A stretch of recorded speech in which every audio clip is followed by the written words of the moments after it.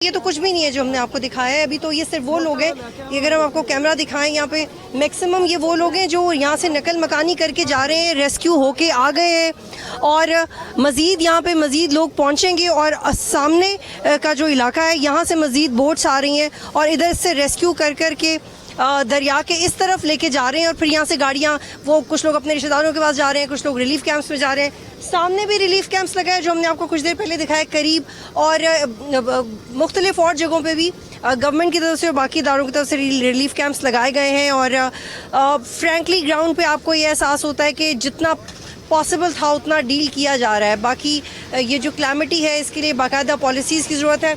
जी हम कसूर के इलाके में मज़ीद कुछ जगहों पे आपको लेके आए हैं जो कि दरिया के बिल्कुल करीब के इलाके हैं। दरिया में जो पानी है वो 30 फुट से भी ज़्यादा गहरा है और ये नियरेस्ट इलाके हैं जहाँ पे आबादी अभी भी है। और यहाँ पे लोगों से बात करते हैं कि वो ये जगह छोड़ के क्यों नहीं जा रहे।